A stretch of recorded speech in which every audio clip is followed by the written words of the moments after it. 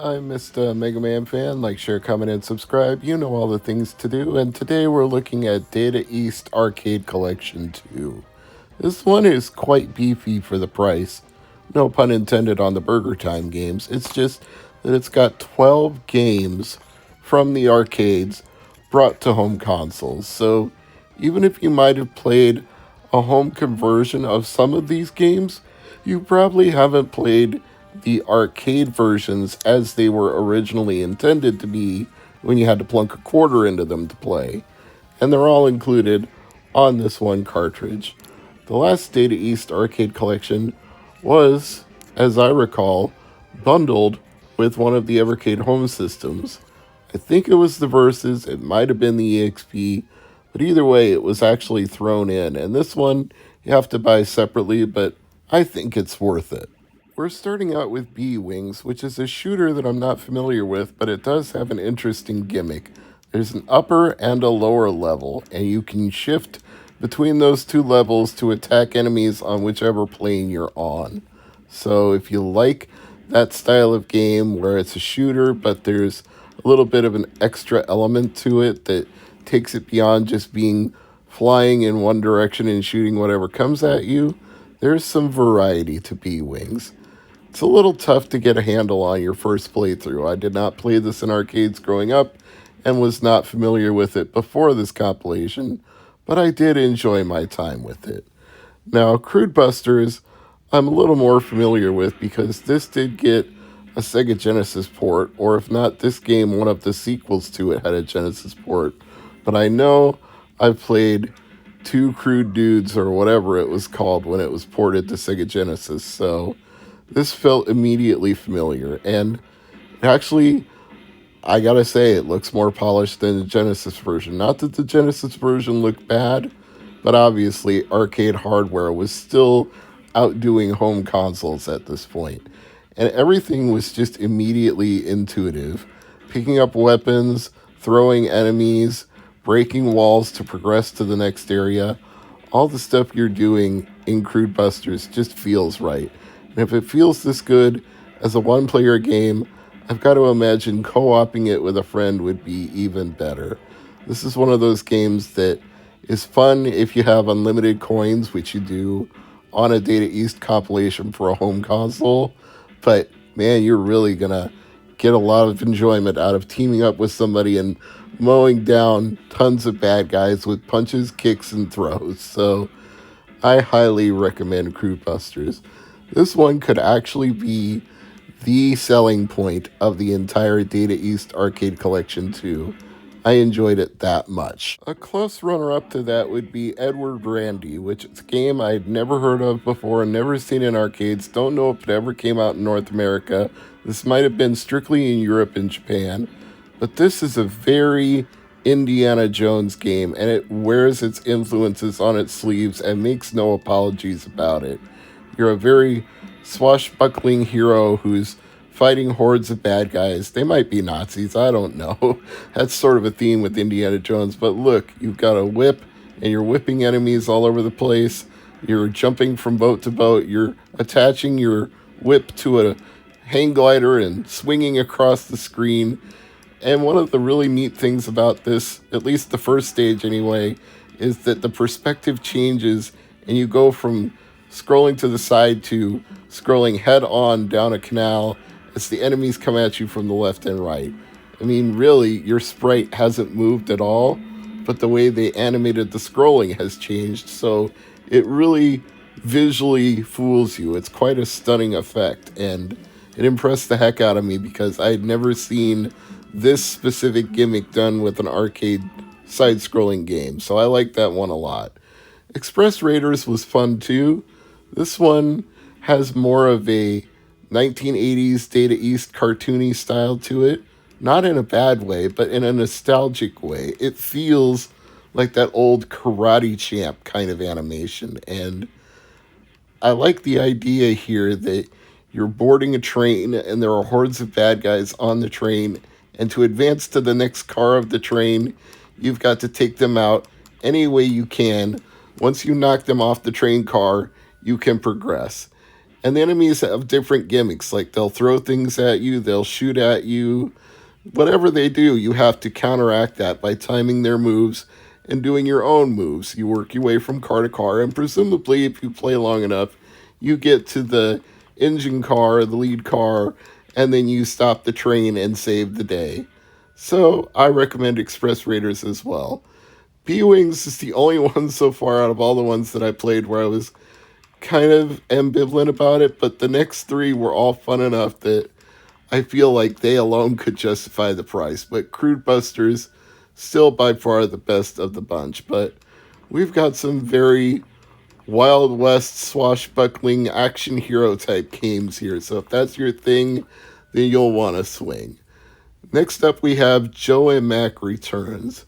Now, this one is a little bit strange to me because I did not expect a Joe and Mac game to be a Bubble Bobble clone, but that's essentially what we've got here. Except instead of bubbling them, you're hitting them with your club and putting them in your sack.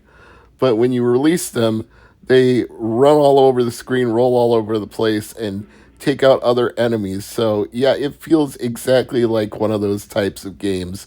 Right down to the fact that they drop fruits and flowers appear, and there's everything about it is a Bubble Bobble clone. And if Data East wouldn't admit that, I would say it for them. That's what it is. So if you like those kind of games, great. This is another one of those kind of games. But I didn't know that a Joe and Mac game needed to have that shoehorned in or vice versa. They didn't need Joe and Mac to do that type of game. But hey, whatever. It got another game in, so it's good enough. And here's Last Mission. This is the first one I'm genuinely, absolutely nonplussed about. I think I would prefer B-Wings to this because I'm not super into the omnidirectional scrolling shooters. If I'm going to play a shooter, I don't mind if it goes up or down or diagonally or just horizontal and vertical all the time or changes up every now and then. But I don't like it when there's no clear direction at all and you just have to wander around a screen you can scroll in any direction. If I'm going to play a game like that, I'm going to play Sinistar. Anyway, we'll move on. Got another interesting game here. This one is called Midnight Resistance, and it too wears its influences on its sleeves, and those sleeves say Konami, because I get a very Contra vibe from this. Side-scrolling, shooting, gaining power-ups, taking out enemies, platforming. It's a very run-and-gun style Contra game, and I don't know that that's what I was expecting when I started it, so I didn't play it very well. As you will see, I'm getting, in classic Contra fashion, I'm getting one hit killed quite a bit, but if you would learn the enemy layout and get the patterns down, it would probably be a lot more fun. I didn't expect any of these games would show me the Deco cassette system logo, but thankfully they didn't make us wait for the entire tape to load. They actually skipped past that. Here we have Peter Pepper's Ice Cream Factory, which is another in the Burger Time franchise, although a lesser known and lesser popular version of that franchise than the other games in it. And I think there's a good reason for that. First of all, the gimmick of rolling ice cream on top of cones is not super engaging.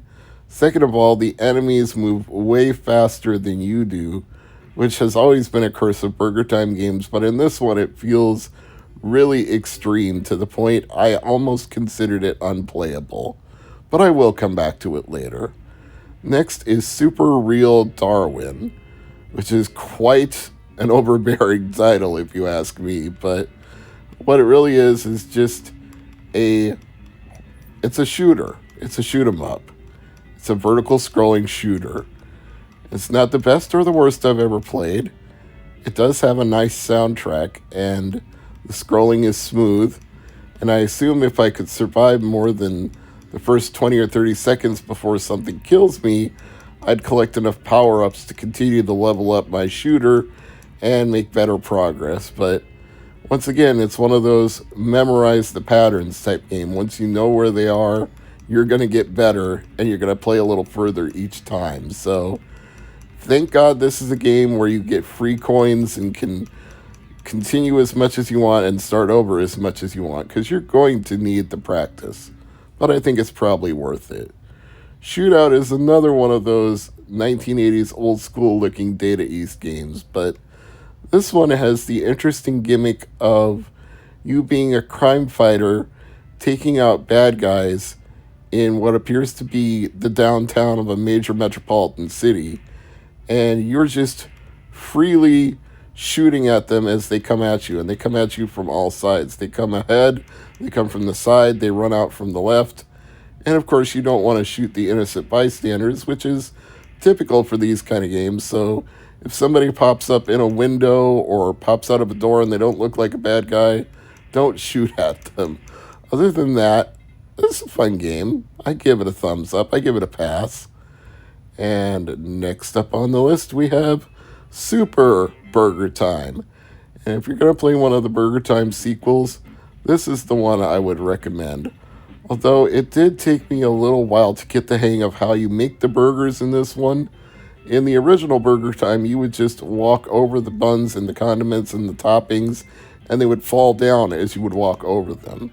That's not how it works in this version. When you're standing on top of a bun or a patty or anything, you have to hit the jump button and jump up and down enough times until it falls off the platform and lands on whatever's below.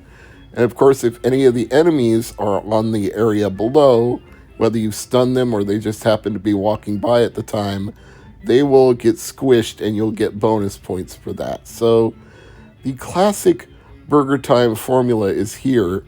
They've just made it one giant burger instead of several burgers spread out throughout the level that you assemble. So that may change up in different levels, but I'm trying to go through all 12 arcade games and give you an overview of the entire collection here. So I didn't keep playing to level 2 or level 3. I just got the flavor of it. Pun intended. And as you can see here, I'm jumping on top of the burger to assemble it. So that's how you do it in Super Burger Time. I recommend this one. I recommend most of Data East Arcade Collection too. Although Trio the Punch, I don't know if I recommend that or not. This is a very strange game. It's a side-scrolling beat-em-up game, but it's got very bizarre enemies. This has got to be based on some anime that I haven't watched. And I've watched a lot of anime, but this one to me seems like if you read the manga or if you'd seen the anime, you would know who these characters are and what's going on here. Let me put it another way. If you've played any of those over-the-top shooters with the muscular men who sprout H.R. Geiger phalluses, this is very much in that tradition. That's what it looks like and feels like when you're playing this game. So, it's weird. Like, I was bouncing over the bullets and just basically blowing my way through the stage without even trying to. And then it told me, win. Well, I guess I win.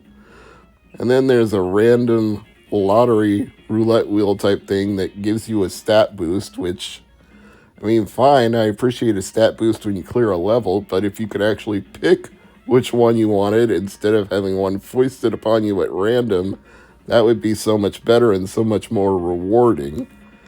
I suppose you could use save states and cheese it, but I don't know. I don't even think Trio the Punch is bad. I just think it's very, very strange. And if you like it, great. And if you don't like it, there's 11 other games here. So I don't think you can lose with this compilation. 12 games for $20, all arcade titles, and most of them are good. I think you're getting your money's worth whether you enjoy Trio the Punch or not. I'm not even sure I don't. It weirded me out the first time through. But I'll come back to it eventually. Just like I'll come back to all of these games.